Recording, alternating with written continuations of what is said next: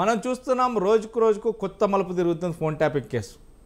ఏదైతే 2022 బీఆర్ఎస్ అధినేత కేసీఆర్ ముందు పెన్ డ్రైవ్తో స్టార్ట్ చేయడం జరిగింది, ప్రెస్ మీట్ పెట్టడం జరిగింది, ఆడియోలు రిలీజ్ చేసి ఎమ్మెల్యేల కొనుగోలు వ్యవహారంలో అప్పుడు చెప్పడం జరిగింది.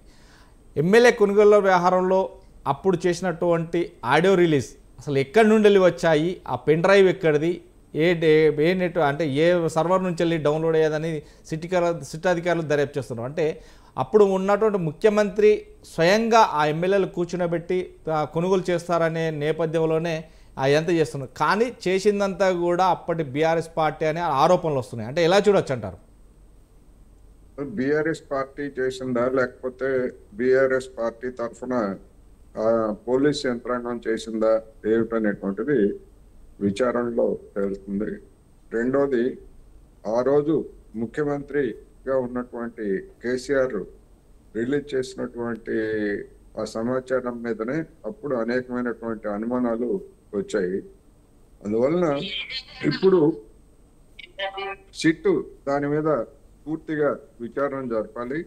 ఆ విచారణలో భాగంగా అవసరమైతే కేసీఆర్ని కూడా లేదా ఇతర సంబంధిత పార్టీ నాయకులు కావచ్చు లేదా ఎమ్మెల్యేలు మాజీ ఎమ్మెల్యేలుగా ఉన్నటువంటి వాళ్ళని కూడా డెఫినెట్ గా విచారణకి పిలవాలి అనేటువంటిది నేను ఈ సందర్భంగా చెప్తున్నా. అట్లా పిలవడం తప్పేమీ కాదు.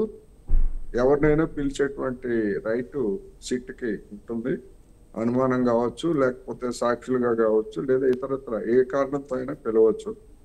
వస్తారా రారా, రాకపోతే ఏమిటి అనేటువంటిది అవి చట్టపరమైనటువంటి అంశాలు కనుక వాటిని గురించి మనమేమి చెప్పలేము.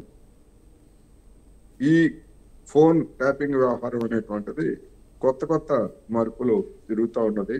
ముందు ప్రారంభించింది ఒకటైతే ఇప్పుడు చెప్తున్నటువంటి అంశాలు మరి కొత్త అంశాలుగా ఉన్నాయి. అందువలన ఏం జరుగుతుంది ఏమిటి అనేటువంటిది ఎవరికి అంతుపట్టట్లేదు. ఏమైనప్పటికీ దీన్ని ఎంత త్వరగా ముగించి అంత త్వరగా నిందితులుగా తేలినటువంటి వాళ్ళందరి మీద ఛార్జ్ షీట్ దాఖలు చేసి చట్టపరమైనటువంటి చర్యలు తీసుకోవడం అవసరం అనేది నేను ఈ సందర్భంగా చెప్పదలుచుకున్నాను. మిట్ట నరసయ్య గారు చెప్పండి. మనం చూసాం 2022లో ఫోన్ ట్యాపింగ్